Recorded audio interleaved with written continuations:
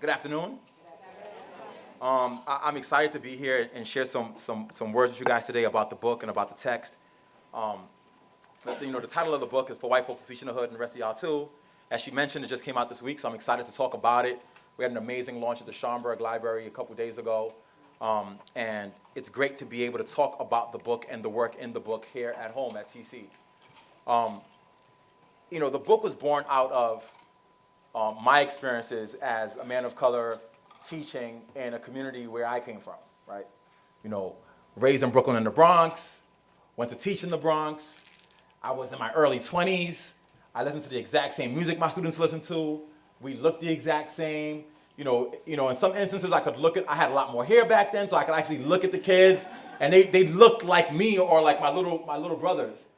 And when I went to teach, I remember having so many challenges, right? A lot of folks talk now about, part of the ways that we can make sure that we address the issues in urban America as it relates to teaching and learning is to have an active recruitment of young men of color or young people of color in schools teaching folks of color. I'm not against that initiative. I am saying, though, that alone does not at all, by any stretch of the imagination, capture the complexities of urban America or really prepare them for teaching and learning. And I'm the exemplar of that.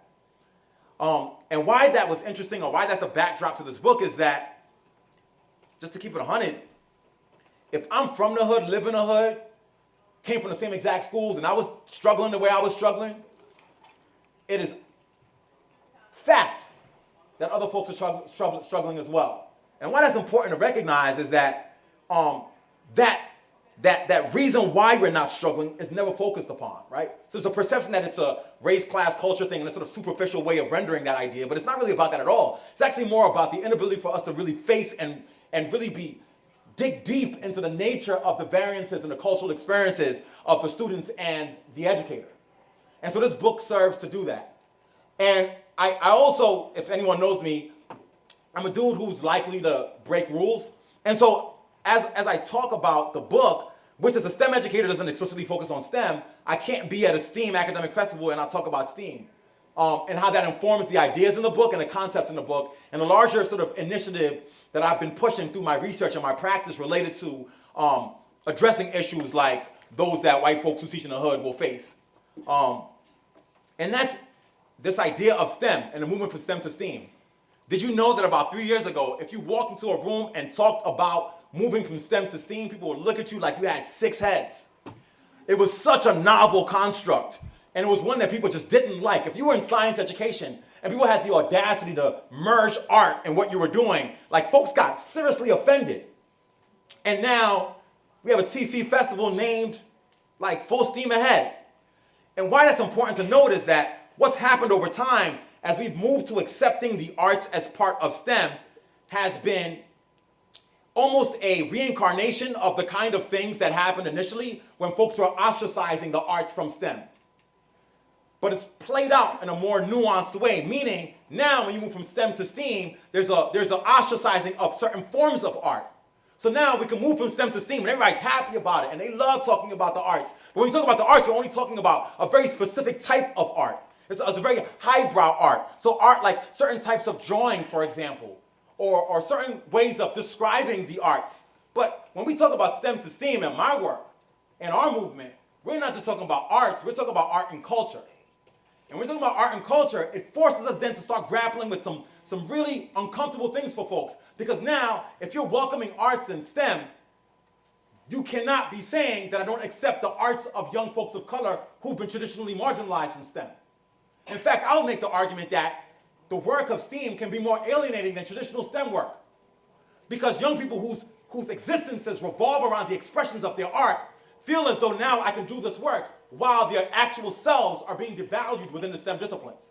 And I've always said, I'd rather somebody tell me to my face they don't like me than create a context that make me feel as though I'm welcome, when in reality you're pushing out my culture anyway.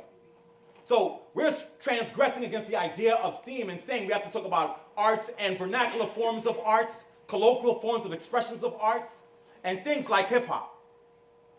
And the book doesn't explicitly talk about hip-hop. It mentions it a couple of times, but,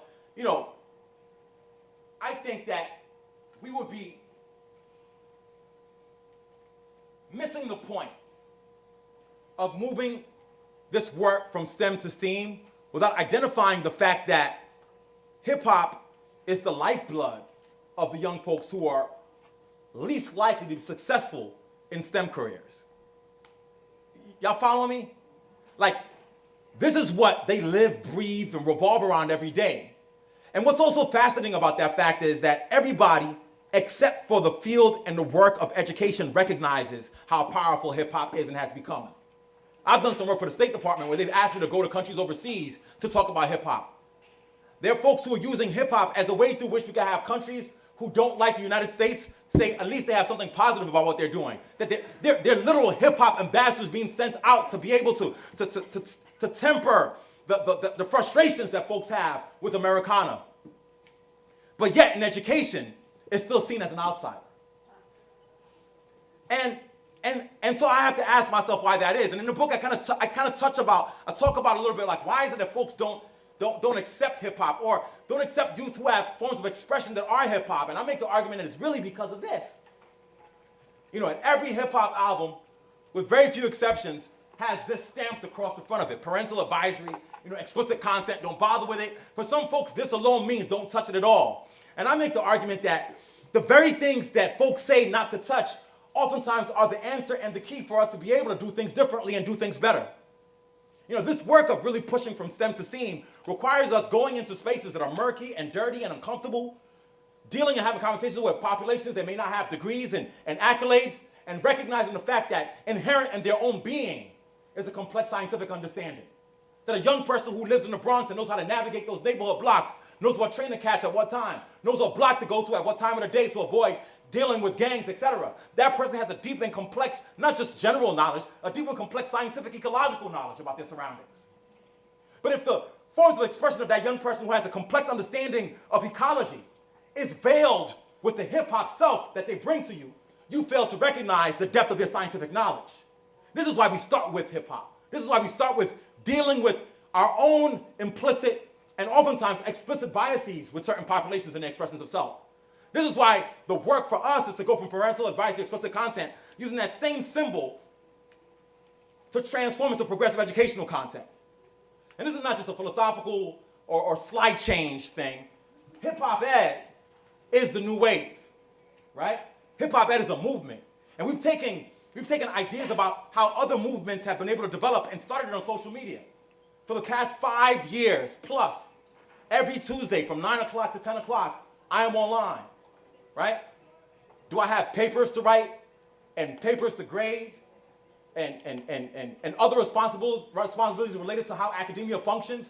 Yes, but I understand that to be able to do this work and infiltrate spaces for communities who are not reading my academic papers is to begin in social media. And begin in social media leading with hip-hop to have conversations about education. And every Tuesday night, we have parents, we have professors, teachers, who all congregate because hip-hop draws them in, and then we link them to how they can use hip-hop to be able to be successful in educational settings and spaces. They've been talks about STEM and STEAM and art and trauma, and how to overcome the challenges of just being in urban spaces. But it comes with using the same label that has been used to devalue, or used to say parental advisory, stay away, as the mechanism through which we recalibrate what is seen as academically viable. And so I'm gonna now play for you guys a short video so you can understand where hip-hop is born from. And then I'll use that to connect back to the book. You still with me? Yeah. All right.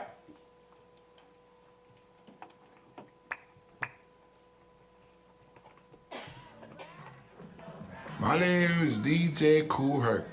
The music spun by Herc is different from the stuff most DJs are playing. He would take 2 records and spin it back and forth in the same spot, so it just prolonged the break beat.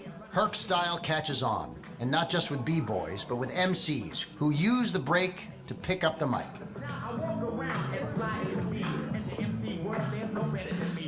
He talks now with the rhythm. He rhymes a little bit here and there, and just, you see the development start. Now I kind of want you to give me a story. And the next thing you know, all of these people are actually rapping. people went there to dance, and then it became something where people had to listen. They were partying their pain away. They were speaking their pain away. They were using music to be an escape from the oppression that they were undergoing. And that's what hip hop was born out of. Hip hop, the phoenix rising out of the city's ashes. You would go into some very rough neighborhoods, but the energy was amazing. You felt something that you couldn't feel anywhere else. So this began to replicate itself and got bigger and bigger. A musical revolution is brewing in these Bronx basements, and it's about to explode. And it's about to explode. Like this cultural artifact from out of nowhere exploded and changed the landscape of America. And what I want you guys to understand right now is that what hip-hop did to Americana, hip-hop ed is doing to academia. Because when we talk about academic work that revolves around the experiences of populations who've been most marginalized, they're in many ways like the young people from the Bronx who lacked voice. They weren't spoken to, but they were spoken about. They had no space to truly engage. And they looked around and said, I need to find a space just to be. And it emerged and evolved to become hip hop. And within academia, there's been a bunch of interest in how do we close achievement gaps? How do we help the less fortunate young people to be able to engage in education? We've had theories upon theories. We've had standards on standards. We've had No Child Left Behind. We've had Race to the Top, Race to the Corner, Race Around the Block, All Kids Left Behind, remixing and repurposing ideas that are the same ideas using different names to describe the same phenomenon.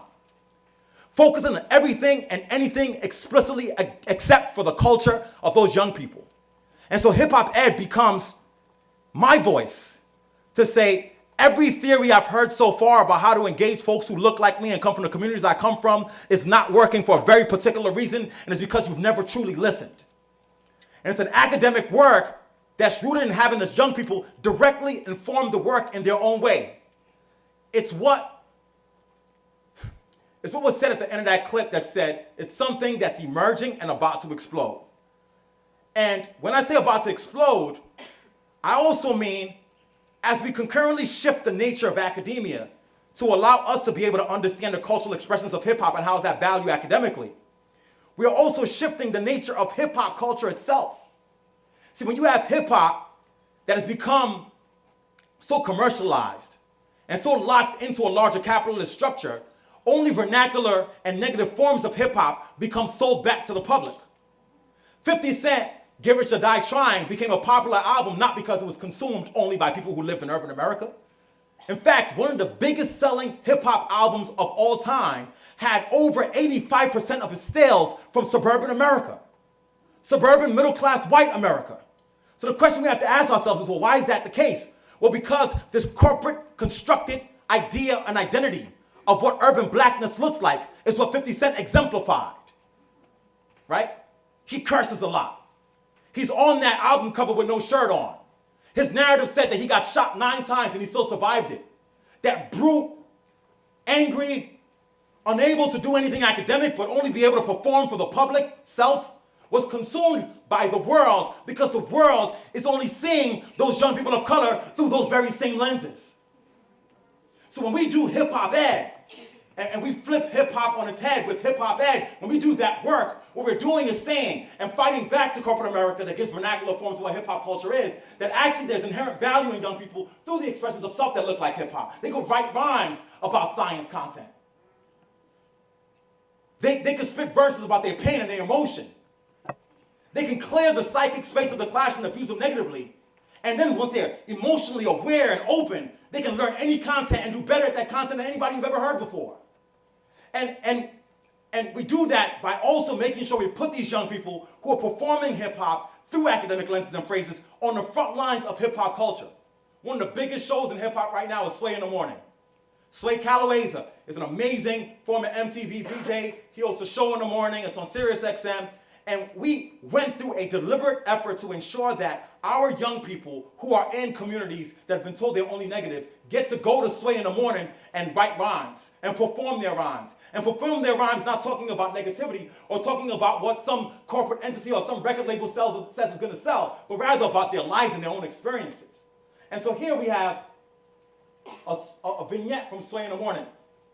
And in that vignette, we have young folks excited. Sitting in the back is a popular rapper named Lil Bibby. And this young man has a hip-hop headlight on backwards. And he gets the opportunity to do what hundreds and thousands of rappers aspire to, through a different way. And he gets up there, he grabs the mic, and then he gets up here and performs for you, right? I got a little surprise. So Elijah, come on up, man.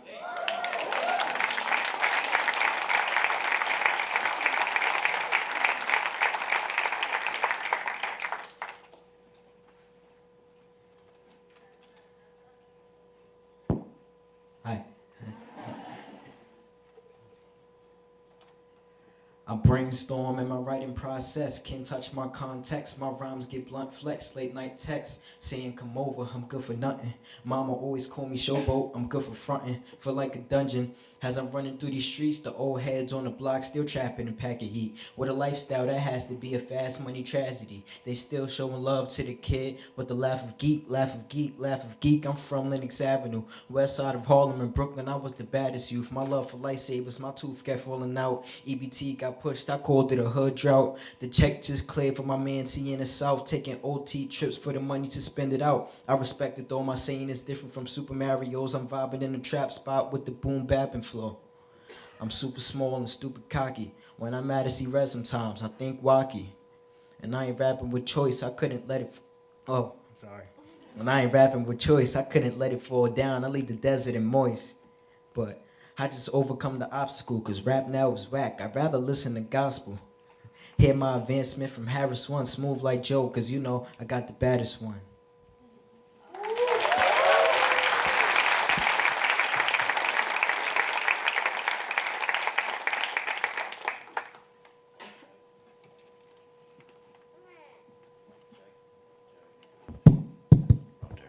Mic check. My name is AJ. So, quick question: like, how many people watch basketball here? Or like, all right, that's good. That's good. So, my verse is like about relating my struggle to like basketball. So like, there's gonna be a lot of basketball references, basically. I passed the mic, Kyle Pippen passed the clutch, catch the alley-oop from Mike Den, Vince Carter dunk, though it's light work, gotta have the right word to smoke you like a Dutch, on the mic, yo, it might hurt, got the Midas touch, with my flight worth more than anyone you discuss, though I still get blocked by the Kembe in a rush through life, one day I woke up, something ain't feel right, so I grabbed the pen and paper like my own steel pipe, Larry Bird of the words, make magic in sight, don't gas all players, number 16, right, just trying to spit the 16, that gave me these stripes. Rhyme scheme like Elijah Wan Hakeem on ice. Now I'm walking out Chris clean with team nice. Yo, Curry with the free throw. I hard in my teeth though. Never be a butler to you suckers, man, finito. Iverson with the hands, you don't want beef though. When I slam the slam, it hits home like Depot. Your team get repo while we get Rico. Shoot a three how many times like Cinco. Destroy all your minds like Jordan from the free throw. If you tryna rhyme, I'ma kick you in your fritos, finito.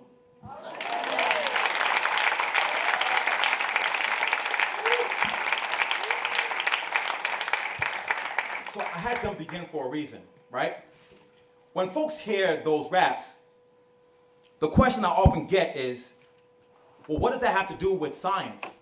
Or what does that have to do with their academic performance? And I say that through each verse, they are sharing their obstacles of going through life. They're finding mechanisms through which they can give voice to the pain that they're experiencing. They're clearing the psychic space to allow them to be able to academically perform. And once we get them to be able to use hip-hop as a mechanism in which they're free in mind and spirit and soul, then they're able to do things like this. So we had the winner of the first Science Genius Battle, Jabari Johnson, who's going to come up here. And his performance leads from speaking from emotion to speaking from emotion and then speaking about science. So Jabari Johnson. Check, check, check. What's up, everybody? How y'all feeling? How y'all feeling? For real? For real? All right, we gonna do that again. How y'all feeling, everybody? How y'all feeling? That was better. I like that. I like that. All right, cool. So I wrote this verse when I was a senior in high school. I was 16 years old. I'm 19 now. I go to Hunter College. I'm taking a semester off, but I think I'm going back to school next semester. I'm probably going to end up majoring in physics, which is what this verse is about. And it's about work in kinetic energy, and I kind of like mended it and molded it to like fit into like how I was conducting my life at the time when I was 16 and a senior in high school. So it's like this. This concept is applied to all lives. We stride times distance. Be a witness to the prize. Be a man. Understand you comprehending this is vital. Work equals FD, the equation for survival. Your only rival is friction. Don't get caught up in the drag. You better prepare, because obstacles fight back. When you get knocked down, no, please don't cry. Just get up and apply more force next time. One day, I was dreaming with a really strong hope that I'll make it. But to make it takes more than just believing. These resistance / demons were kind of holding me back, and I let them. But the simple way to get me on track was force times displaced is work, no debate. I'll take that concept, apply it to my mistakes, and now I'm progressing, a natural rap genius. I'ma get an A if I see this on the Regent. And here's a lesson. I know it kind of hurts, but if you truly want to work, then there must be progression. Cause FD equals W's the rule, and the unit measurement for the product is called joules. Cool, I did the work. I'ma try to let it flow. The more people I know, kinetic energy grows. So I'ma go to work, convert all of my potential in. As my speed increases, then I'ma go exponential. The work has been applied if my equations are correct. The energy that is creates a domino effect. My mass is what I'm bringing to the table. Underestimate. You wish that you had brought a bigger dinner plate. Separate me from the fakes. Let me educate. Velocity's my following, and that's what I'ma generate through these shows and gigs. Just overcoming all the friction to the point where friction doesn't even make a difference. I feed my interest with the laws of physics. When MMV multiplies, the picture is painted vivid. The work was just something that got me inside the door. Now we squaring the V and it's exponentially more. I got a lot in store for the V's, cause I'm progressing my M, and when you multiply them, there's no end to the kinetic energy. You better be prepared. I'm filling you up with envy with my 1FMB squared. Yo,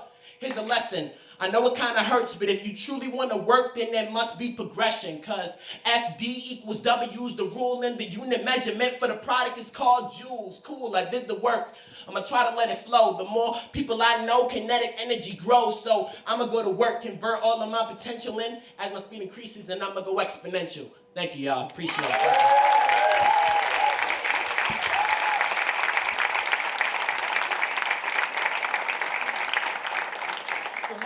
Back into the book talk, right? Because when this gets expressed to the public, there are a few things that come up first. The first is, of course you had the kids from the block rapping. You're from the block and the hood as well. And oftentimes when you get that response, it's a mechanism through which folks can sort of hide themselves from being able to put themselves in a vulnerable place enough to enact the type of pedagogies that we know are having positive impact in the lives of young people. And so that's what birthed this book, right? It was me saying, look, we've gone into these places, we've done this work. We've had kids write raps about science, and they were amazing. We had PBS do a version of our competition where PhD level scientists were rapping about their research. And then we compared the PhD level scientists' research to the raps of our 9th graders. And the science content of the 9th graders and the PhD level scientists were the same. So it's not an issue of whether or not they lack the intellectual capability to be able to understand the complexities of science, right? Because if the vehicle through which you get them to understand science is different, they showcase their brilliance. And if that's the case, what about the fact that in urban America right now, a majority of the students in urban schools are of color, and a majority of the teachers are white folks, and they're in communities that they've never been from before? Or they're being recruited to those schools by a bunch of programs who prepare them for only 5 weeks and say, you know, read Dewey and a couple multicultural papers, and if you get a Gloria Ladson-Billings one, you're lucky, and then go figure it out. Like, what happens to those people who are so underprepared for the realities of these experiences, who we find end up enacting practices that do violence to young people simply because they were underprepared for the work. And it's not because of a lack of intention. No one chooses purposely to go and work in certain spaces. They want to do the work because they're good people who want to do good work. But the first time somebody tells you the only way to be effective is not to smile till November, then the first thing you do when you get into the classroom is stop smiling. When they say don't be friends with your kids, the next thing you do is you say, well, who's the one teacher who was the least friendly to me? Let me be just like that person. Right? When they say just read a bunch of articles and you can't apply the theory to the practice, you get so thinking, analyzing yourself through the lens of that theory that you become paralyzed, and being able to enact was freeing for those young people. What about those guys? And that's why this book is written. Right? And it's written because I then started thinking about how do I prepare educators to understand this work and the nuances of this work, and then make their stories become visible, and then really identify a set of pedagogical practices that's merged with theory to get this going forward. And so, for white folks who teach in the hood, so I got a doctoral student, and he's white folks and he teaches in the hood. So I told Ian I'm gonna let him come and rock for a little bit. So Ian, coming up, man.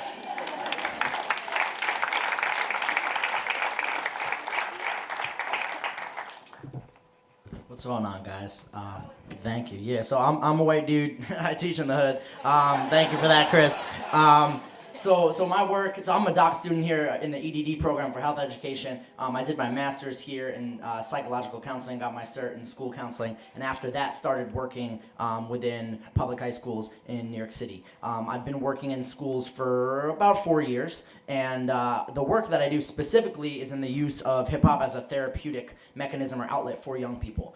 So inside my school counseling office, over the course of these 3-4 years that I've been working, I've received different donations through different folks like Donors Choose and websites of that nature, and I've accumulated about $3,000 worth of recording equipment. I have a really cool little recording studio set up in the corner of my room, and in that space, students and I have therapeutic dialogues like you would normally have, right, in traditional talk therapy settings, except we have those conversations for the sole purpose of then converting those conversations to rhymes and then recording those and then sharing those, performing those in different spaces. So the first two students you saw rock here, one of them is a 9th grader in my school, one's a 10th grader, and they are part of my program and really exemplars of this work in that they've been able to produce content that aligns with their interpersonal struggles that otherwise they may not have had the opportunity to express. And so that is really the bulk of my work. But why did I do this work, right? So I started exploring this work in my master's program here. I wrote a piece called Hip-Hop and Spoken Word Therapy for Urban Youth, which was published in the Journal of Poetry Therapy. And that really explored how various therapeutic mechanisms that we are already using, like cognitive behavioral therapy and person-centered therapy, do not take into account the cultures of the young people that we are dealing with, right? So for instance, let's say we look at cognitive behavioral therapy. One of the main practices that Aaron Beck utilized was this idea of homework assignments, right? It's okay, well, in order to make sure that we have enough content to discuss in every session, I'm going to give my students, or my clients in this case, a journal, and then throughout the week, if we're dealing with anxiety, they're going to write some notes down every time they feel anxiety, and then they're going to bring that notebook back, and then we're going to discuss those moments of anxiety, and that's going to become the basis for our session. My pushback is, how are my students who have notepads on their phones and instrumental beats and they're writing rhymes when they're feeling stress at home, how is that any different than what Aaron Beck talked about? So if I say to my students, okay, yes, we're dealing with anxiety, every time you feel anxiety this week, if your parents are fighting at home, if there's something that you hear outside that triggers something in you, put an instrumental on, go sit down in your room, write a verse, bring that verse back, and then we'll talk about that verse. And then maybe based on that conversation, you'll write an additional verse with me. Maybe I'll hop on the track because I like to rap a little bit. And then we'll record and they can take that home with them, right? So now, if I'm a young person who is facing emotional stress in my apartment, every day that I get home, I now have a track that I've written about how I'm gonna navigate that. So when I'm leaving school and I'm on the bus on the way home, I put my headphones on and I bump the track that I wrote, which is reminding me of all the tactics that I've practiced to utilize. So then when I get into my house, now I know how to do that. This is cognitive behavioral therapy. This is just a more culturally relevant form of cognitive cognitive behavioral therapy, which I call hip hop and spoken word therapy, which is underneath the umbrella of hip hop ed. So where Chris's work is within science education specifically, mine is within the role of the school counselor, but together we can make incredible things happen within schools, right? So if we look at mental health processes or mental health outlets for young people of color, specifically in urban environments, we know that young people of color are 1/2 to 1/3 as likely to receive mental health care in comparison to more affluent youth. And when they receive mental health care, it usually is not as good, it lacks in quality, and the services are often not completed, right? So there are vast mental health disparities within communities of color.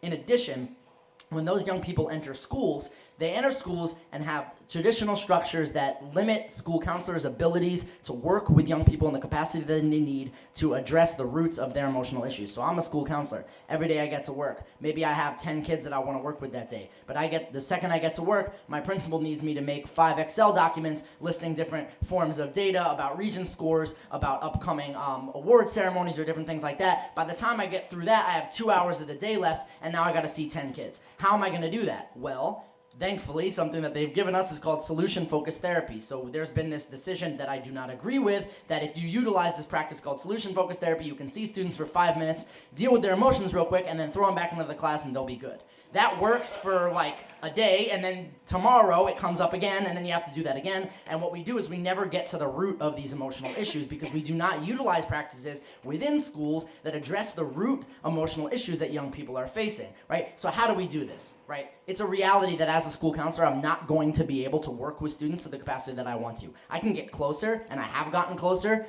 to working with them in the capacity that I want, but I'm not going to be able to do it to the extent that I want, which then brings up the importance of creating spaces within classrooms, because that's where students are to express themselves emotionally. Something that's super brilliant about Dr. Emdin's program and what we just saw with Jabari Johnson when he came up here and spoke or rapped is that he talked about work in kinetic energy, but in order to talk about work in kinetic energy, he utilized different life stressors that he was facing. He conceptualized different obstacles in regard specifically to needing to persevere over, he was a senior at the time, so he was struggling. I worked with him actually in his senior year on that, and he was struggling with a lot of issues with procrastination for studying for regents and finishing certain assignments, and so he wrote this science verse about his struggles with procrastination, but then also learned the science content, right? So there was a space within that classroom for him to discuss emotional issues that were inhibiting his ability to master the content, and through discussing those emotions was able to master that content.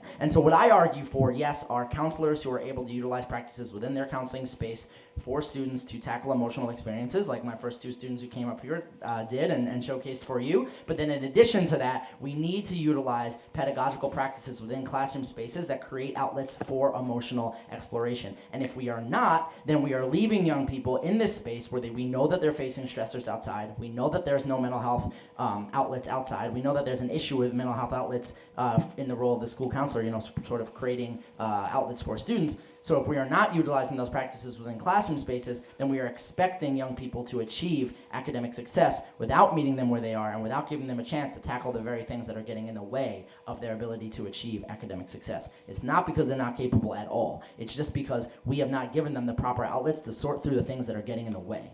And so that's really where my work is and how my work combines with Chris's work. Thank you.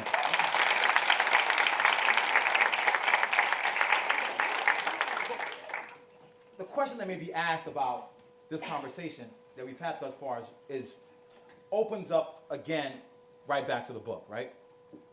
So people came to hear Dr. Emdin talk about his book. Dr. Emdin has 2 high school kids, 1 college kid, 1 of his doctoral students. He talked for a little bit, like, what's that going on? That's not what we came here for. And that exactly is the point of the book, right? It is that the traditional way of engaging with audiences or with populations about content is in itself fundamentally flawed. That the traditional approach equates to having one person share all information rather than having an entire community share it. Your attention is increased by virtue of the fact that we had 4 or 5 different people sharing the same point through multiple angles and perspectives. The structure of traditional urban education says the teacher leads the way and all the kids follow.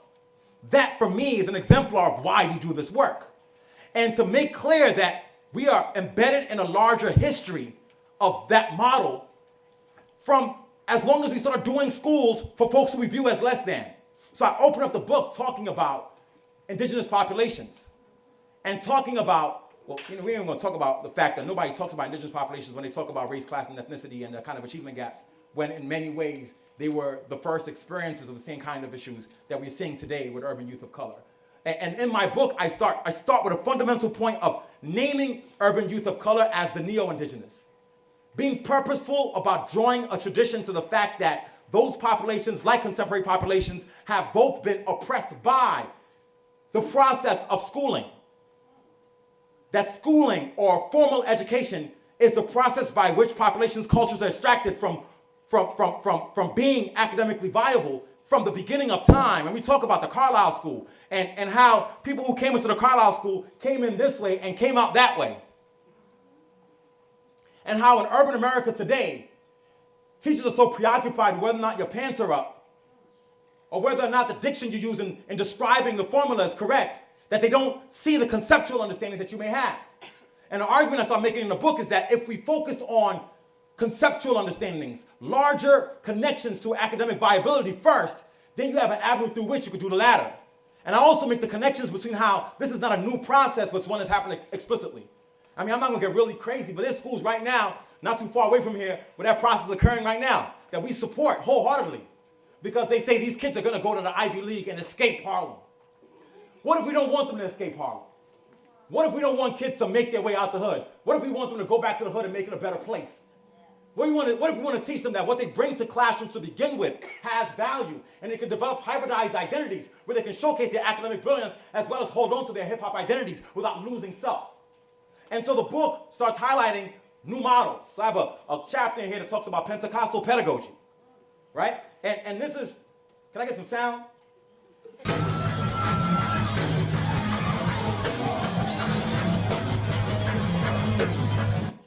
And for many, this looks like chaos.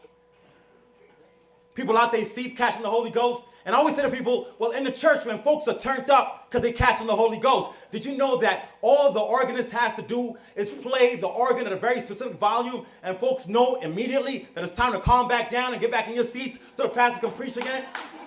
Now, that is seemingly disconnected from teaching and learning, but in reality, that's a model for teaching and learning, right? Because the pastor knows that to create this space where there's a release physically, emotionally, and musically actually opens up the opportunity for me to have a little bit of a longer sermon. So what would happen if we taught white folks who teach in the hood, who ain't never been to the hood, and ain't never been to a black church, what the pedagogical structures are that the pastor uses to be able to engage the audience and to make that a part of their teaching and learning practice to be better by young people? Right? What if we taught about the beauty of call and response as an example is given in the black church? It's not a spiritual argument here. It's not a faith-based argument here. It's about a knowledge and understanding of the nuances of culture. It's to understand that what we name as hip-hop is actually born out of spaces like the black church. Another chapter in here, I talk about barbershop pedagogy. I talk about the fact that a dude will go to the same barber for 25 years, even though every other week he gets a bad haircut. What is it about the context that's been created that allows folks to feel comfortable within a unique space like that? What in that can we take from to incorporate to how we engage populations who will go to the barbershop and be there all day long? I also talk about things that, I have a chapter called Clean. And, in that chapter, I talk about the significance of aesthetic for urban youth of color. Hear me out. Look, I want to talk about the stuff anybody's talking about because this is stuff that matters. Because there's teachers who go into urban neighborhoods right now and they're wearing the same pair of New Balances for 8 years because they don't care, and the sneakers are eaten through to the core, and then the kids see you and they don't respect you, and you're like, why don't they respect me? I'm engaging in so many culturally relevant practices, but your sneakers is busted, and so they're not listening to you. And it's seemingly insignificant, but it has value. It does. It does, because when you engage in conversations with young people, they identify that as a specific thing that turns them off to the teacher. And no one's talking about it, right? So, and I'm not saying dress like your kids, and we talk about this in the book with more nuance. I gotta, leave some sense of the imagination so you can actually buy the book. But we talk about the ways in which you can identify those things and then member check with young people to find out the extent to which you can embrace their culture, to the extent to which you cannot, and how far you can go with some kids, and how little you touch on it with others so you can become a better teacher. I talk about the idea of going back to the core essence of teaching and learning. And understanding that education is a deeply personal exercise. That a teacher that's successful in Brooklyn can engage in the same practices and not be successful in the Bronx. While teaching and learning practices for urban America are looking at writ large approaches to make the thing better. Like, you don't give teachers specific things and rules to follow. You give them specific tools to be able to identify what works for their specific kids. So when I talk about the 7 C's of reality pedagogy in this text, I'm talking about what are the things that white folks who teach in the hood may be able to incorporate as a tool to be better for their unique students, right? I talk about this concept of reality pedagogy. And I think I'll close here so I can ask a little bit of questions before we break. But for me, I give the story, and I give the theory, and I try to give like cookbook, but not cookbook, but like instructional approaches. But I also try to say, okay, let's think about a new theory for education. And a new theory for education, in many ways, is a remixing of an age-old theory that's been ignored. Like, how do you concretize what you know is best practice to give to teachers so they don't have to read 15 books about what to do better for young people? And so reality pedagogy for me is an approach to teaching and learning that focuses on the realities of youth experiences as the anchor for teaching and learning.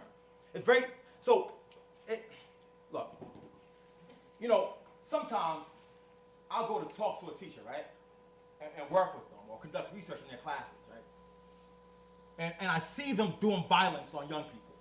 Not physical, but like I see, there's a story I write about in here about a young lady who, she goes into the classroom and she's not in her seat all the time. And the teacher all of a sudden gets frustrated with the fact that she's not in her seat, and then she suspends her. And there was a suspension meeting in the principal's office where the teacher was saying, you're suspended because you're never in your seat and you're always distracting the class. And the young lady said, no, she's lying. And the teacher says, I'm not lying, I see this. And what was fascinating is if you're looking at this from a superficial perspective, you're seeing a teacher narrative and a student narrative, and you're saying, well, somebody here is not telling the truth. What if they're both telling the truth? What if the teacher truly sees the enactment of that behavior as distracting, and a young person sees their behavior as just regular stuff? And that's what happened there. So she runs out of the principal's office, she's shaking her leg the entire time, and it strikes me that there's no way this young lady is not telling the truth. Because her visceral and emotional response to saying the teacher is lying is just too honest. So I follow her down the hallway, and I write about it in here. And she's sitting in a corner with all her friends around her, consoling her. And she's like, I don't know what she's talking about. And then we start walking down the hallway. And as we're walking down the hallway, there are kids, the bell rings, and the kids are standing by the hallway in front of their classes. And she goes, well, is he distracting the lesson? And is she distracting the lesson? And I was like, well, I guess technically not. And she says, well, they just standing at the door saying what up to their friends. And I said, well, the teacher said you're unprepared for class. She's like, I'm never unprepared, because if I need a pen and a notebook, I just ask my homegirl. So her rules of engagement in that space are very different. And that can be bridged through the first C of cogens, engaging in dialogues with young people about their experiences about the teaching and learning, while they co-generate plans of action with the teacher for improving that practice. More details in the book, you should buy it. The second one, co-teaching, right? Taking models from spaces like the hip-hop battle, for example, and ways that two people can co-construct an idea about teaching and learning, even if they don't know each other, or even if they don't even know the content yet, that they learn the content through enacting a vernacular form of teaching it. That the teacher only interrupts when the kid's content is off, but you let the students go in experiencing teaching and learning. And I write about how you have to do this often in classes when you're from an ethnic and racial and cultural background that's different from the students, because when you see them in action teaching, it teaches you how to teach better, right? How do you take notes on the slang they use? How do you take notes on who they spend more time with and who they spend less time with? How do you take notes on the kind of examples they use? And then how do you as a teacher use those exact same exemplars 2 periods later with a new class, right? Like, I write about the story where I'm teaching students about frictionless surfaces and how a marble, if on a frictionless surface that goes from the top of your eye to the end of the universe, if you flick a marble to it, will travel across that frictionless table, hit the other marble, there will be a transfer of energy, the second marble will go on, fly into space. As a scientist, as a former physics teacher, that is fascinating to me, right? Fred thinks it's fascinating as well, because he's a science geek as well, right? And then I go to teach it, and the kids are looking at me like you are. You know, like, what are you talking about? And then I have students go in there and teach, and the first thing they say is, you remember when Dr. E was talking about the marbles and the tables and stuff? Man, forget all that. Imagine you on a subway, and if the subway tracks was like no friction on it, and somebody pulled the emergency brake all of a sudden, and they had constructed this whole narrative around kinematics, force, transfer of energy, equilibrium, around a subway experience. And I'm sitting in the back of the class like, man, I love the marbles and the table, but this is good, right? How do you as a teacher wait till 3 periods later and just say, guys, remember yesterday I told you about marbles? Ignore that. Imagine you're on a subway, right? How do you create a structure where the students can give you an exemplar of how to be effective, and then you utilize that in your own teaching, co-teaching? How do you understand how to bring and build community? Man, y'all about to get me preaching, and I ain't got much time, but like, how do you understand the nature of how do you understand the fact that academic success for folks of color in the United States were highest pre-integration? How about that one? Right? The fact that populations that we say have inherent disinterest in education were interested in education and succeeding in education before that process. And this is not to say that, we should desegregate schools, although in 2015, 2016, they're segregated again. That's a whole other conversation, a whole other speech. But the question is, what is it about the structure of the pre-integration schools? What kind of pedagogical practices were enacted in those spaces that were not enacted in integrated schools because the culture of the folks were different? How is it that we have schools today that are segregated again, but we're still enacting integration pedagogies and then expecting results? What is it about the community building that occurred when people lacked resources that became a trigger for educational success? So we talk about that in cosmopolitanism. Talk about the use of context, how you use exemplars from communities, how do you work with having kids identify things within their communities that have value to bring back to teaching and learning spaces. I ain't gonna talk about all the rest, man. The bottom line is, and this is from my work in STEM, that a stem with no root bears no fruit. If you have a plant and you only have its stem and it's extracted from the root, the expectation that it'll bear fruit is slim to none. Well, science, technology, engineering, and mathematics, that stem without root also bears no fruit as far as results for young folks of color. So the question we have to ask ourselves is, what's the root? Well, in the book, I try to iron out that the root is dirty. The root is brown, no pun intended. But it's also where the nutrients are found. And when you go to plant and you put gloves on and you think these gloves are gonna help you and you go digging, inevitably, all it takes is one pinhole and your hands are dirty again.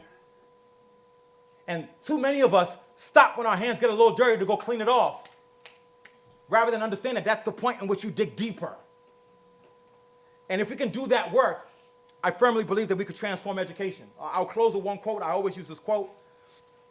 And it's a quote by Anais Nin. And it says, and the day came when the risk to remain tight in the bud was more painful than the risk it took to blossom.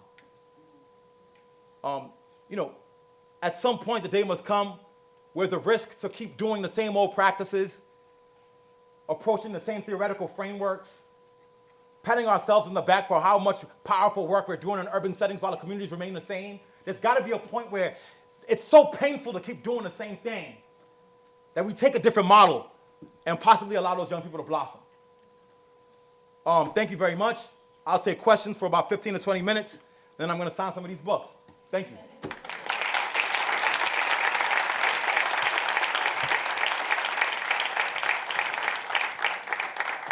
Can I also get a round of applause for the questions to the high school students who are rapping? Brilliant. And then love to the homie Ian for being a white dude who teaches in the hood as our exemplar today. Appreciate you. And so now I'll take whatever questions you guys may have. Yeah, there's one over there. Do we have mics? Oh, there's one here. You got one? Yeah, you got one? Just pass it back on. Thank you.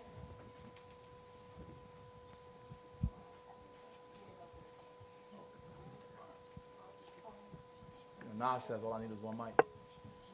So I didn't need 2 or 3.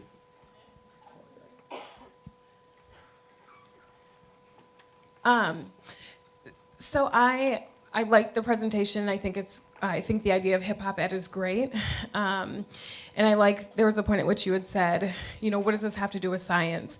And you made the point that it allows young folks to basically process their trauma so that they can learn.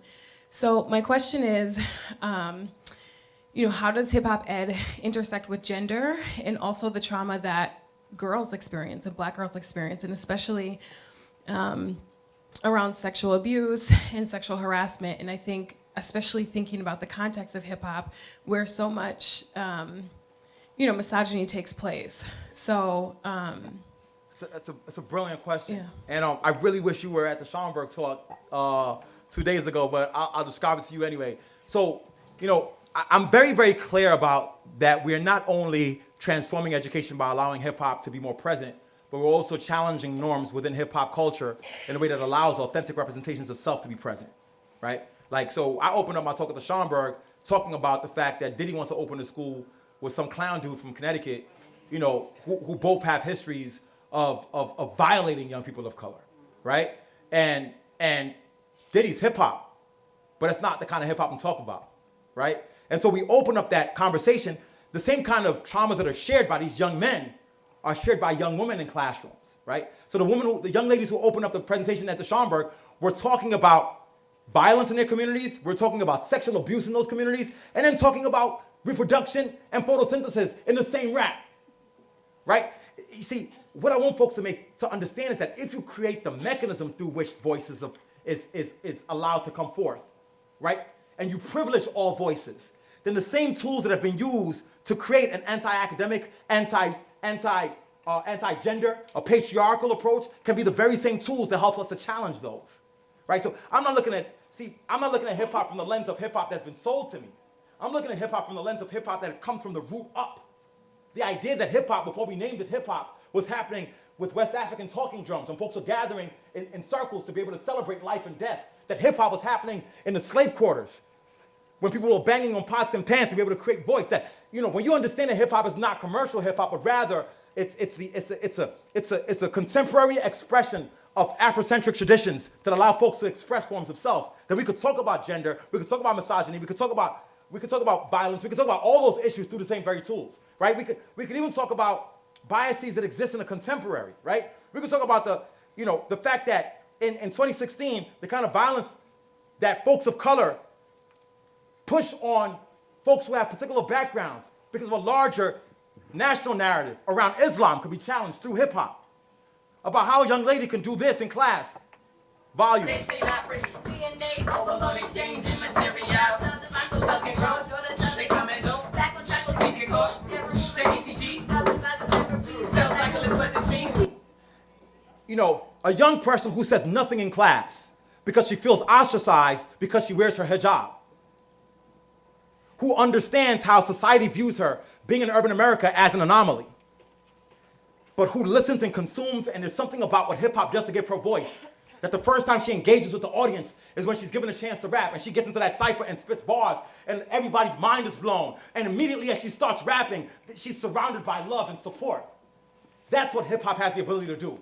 So we could use that tool to address issues that the tool has been used to perpetrate. Right? The same, oh man, look.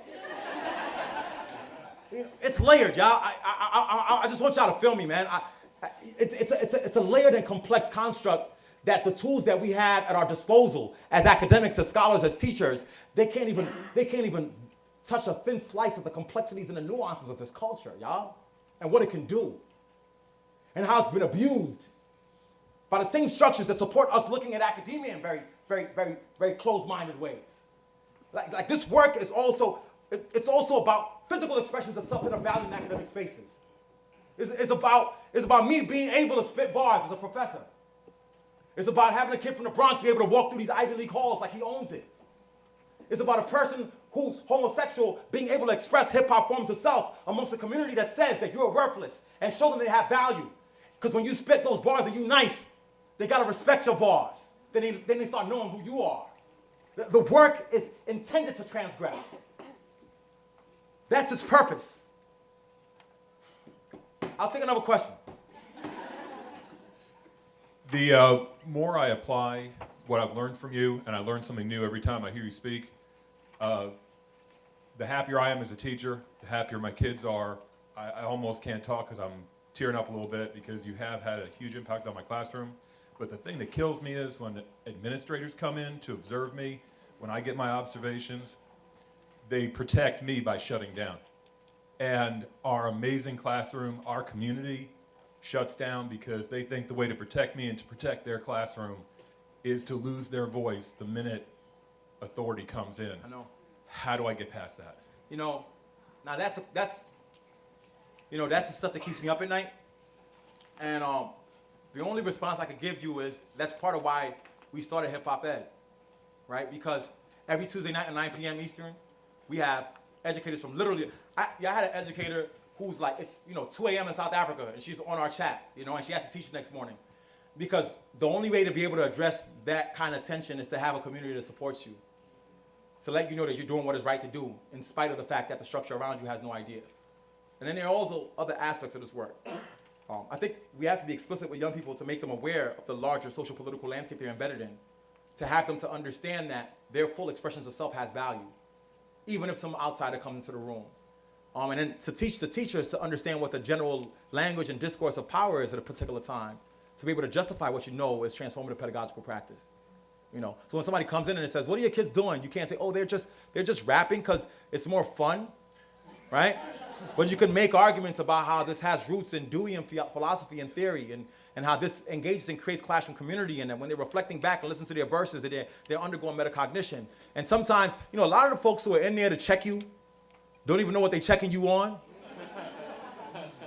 Because the nature of this game is that a new term, new idea, new rubric emerges every 3 weeks. So all they want to know is that you know what's going on. So you got to be able to use the language and the discourse of power to justify what you know is transformative teaching and learning practice.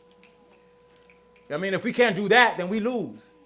And if you engage in the kids in understanding that as well, they argue for you for what's right to do. We live in a society where the theft of black joy is in vogue. When Cam Newton can't celebrate scoring touchdowns because he's viewed as a thug for celebrating doing what he does. And so what you have to teach young people is to be able to embrace their joy and share that joy with anybody who will listen.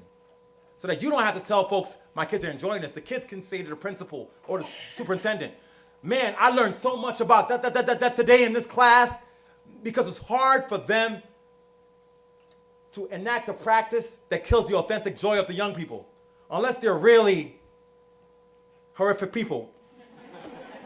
And some may be. But we just got to keep doing the work. And I got your back, man. And I thank you so much for those kind words, too. Appreciate you. All right? That's community, Ubuntu, love. Other questions? I think we got about 12 minutes. I want to put enough time for this. I think this is more important than the talk. Hi. Okay, my question is about cultural appropriation, and I don't really know how to word it, but I'm gonna do my best. So I'm thinking of like the shoes example and like a couple other things you touched on. So like being a white teacher and like my students know cultural appropriation is because they're amazing and the best ever. So how do I like move into those spaces without like moving on to their space, I guess is what I'm trying to ask. If that makes sense, like as a white teacher, sense. like how? I'm sorry, I'm digging in my stash of slides to show you something. But what I would say is that you never have to worry about cultural appropriation if you're fully engaged with the community, because the community will check you when you step on their toes, right? And what I always tell my teachers who ask those questions, and I actually write about it in the book, I talk about the structure of cogenerative dialogue are to bring the teacher into dialogue with students in the class who represent different demographics. So that it might be an ethnic or racial demographic, it might be high achiever, low achiever, not the entire class. These 4 exemplars that represent all the opposites that may exist, having a dialogue about you, your use of their culture, and your teaching, where they check you, right? So I think you worry about those issues when you're just doing it because you think that's what's right to do. Like, this is like the teachers I talk to all the time. Like, you know, I want to work with you to be more effective. Dr. E, how could you? I'm culturally relevant. You know, those are the folks who are hardest to move. Them folks who know all the words. I'm like, bro, it's not working, but it's culturally relevant. So, but if you engage in a dialogue with young people, they will create the boundaries for you. And another thing is also, you know, affiliation and alienation is a very powerful construct in teaching and learning spaces, which is also why I engage in the dialogue stuff. And I talk about this a bit in the book too. It's like, look, let's say, you know, you come in as a complete opposite of the students' cultural expressions. I want teachers to understand that if you don't make an attempt to engage in that dialogue, even if you might trample on cultural appropriation first, you create you as the alien faction that connects the affiliations to each other, right? So the minute you come in as completely opposite and say, you know what, I'm so scared of cultural appropriation, I won't touch culture. Then they're like, oh, she ain't down at all. And then the students actually start enacting behaviors that are beyond the scope of what they would normally do for the purpose of connecting more to others who are like them to alienate you. Right? This is how you have the kid who goes to church every Sunday and is a nice person and then throws books at teachers. And then you say, why are they throwing books at the teacher? And then you go to their home for the first time and you're like, your life is not like this. Well, it's because the teacher stands in such an alien faction that for the sake of being connected to other people young people who are like them, it actually connects them affiliation-wise by enacting violence on the teacher. So you're better off trampling somewhat on cultural appropriation and getting checked than positioning yourself as alien faction to create the kind of tensions that you can't overcome, right? So if you touch on culture, have dialogue on it, and go back, you're better served. And I'm glad you asked that question because, you know, teaching and learning, particularly for white folks who teach in the hood, and there's a chapter on this where I talk about fear. I think it's the name of the chapter. But when I talk about it, is fear as the overarching theme through which guides us moving into the spaces we need to is the most dangerous thing, right? Because there's fear of not being effective, there's fear of cultural appropriation, there's fear of not covering the content, like fear. And oftentimes all those fears are self-constructed fears. I mean, I was with a teacher the other day who was like, I'm so scared that they're gonna put something in my file. And I was like, well, I went to talk to the principal. I'm like, what about this file? She's like, oh, we don't have one. And every time I talk to her, she's scared of the file. I remember I was working with a teacher once. I wrote about it in the book. I have a lot of theory, but I also have a lot of narratives. I think narratives are the key to helping folks really identify with the phenomenon. But I remember once I worked with a teacher, and I said, why aren't you doing really fun science experiments with these kids? And she said to me, well, it's because I don't have materials. So, you know, here I go, Emdin. You know, I went to the principal's office, you know, damn near tore the door off. How can you not have resources for the teacher to be more effective in teaching science? And the principal was like, dude, easy. And at the end of it, the argument was that they would get the tools. So we got the tools to the teacher. Go back the next week, she's not using them. Second week, third week, fourth week, fifth week, not using them. I'm like, bro, I almost got kicked out of working in the school because I barked at your teacher as your principal for trying to help you get better materials. And as we started talking to her heart to heart, she said, well, the reason I haven't used all those materials yet, Emdin, is because what if the kids take the glassware and break them, and then somebody takes the glass and then stabs another kid? And I'm like, wait a minute, like, hold up. Like, you had constructed a whole story around what could possibly go wrong without first trying what you know is right to do? So we gotta move past fear. I think fear of cultural appropriation is a minuscule thing in comparison to the loss of not using culture at all. And sometimes you just gotta hedge your bets on what's right to do. It's a great question. Yeah. So man, we run out of time. I'll probably take one more if there is one more. There's one up front. What I'm doing to transgress here is saying that what if the approaches to make schooling better for everybody is in the communities that we think are anti-academic from the beginning? Like, what if a hip-hop based thing is right to do for kids who don't see themselves as hip-hop, but we've ignored it because it's expressed through hip-hop? You know, I think when I'm describing this work, there are levels of reading it. I'm so thankful for your question. There's a level of reading it where it could be, kids are doing hip-hop, so Emdin does hip-hop. Yay! Right? And then there's a level of reading it that says, hey, these might be things that are right to do for all kids, even though it's birthed out of hip-hop. But then there's a piece of it that is about really questioning and challenging what the norms are of teaching and learning writ large and the traditions that they're rooted in, right? Like, what if Gardner's conversation about multiple intelligences falls short because he doesn't share with us practical ways to express those intelligences, and hip-hop does? right? Like, what if what we perceive as vernacular actually can serve as a complement to age-old theories and approaches to help all young people be better? Like, I'm trying to position hip-hop-based teaching and learning, hip-hop-based theories and ideas and ideals. I want to be able to. I want us to be able to cite Jay-Z as we cite Piaget. Like, I want us to be able to understand that a theoretical framework that's birthed out of the ideas and thoughts of KRS-One have the same kind of value for informing teaching and learning as the dude whose head we rub when we walk in at Zankel, Dewey. What I want us to be able to think about, even though I'm doing this work specifically with urban youth of color, because that's who I feel has been most ignored, the kind of things that AJ does and that Elijah does, I want white folks in rural America to be able to do the same things.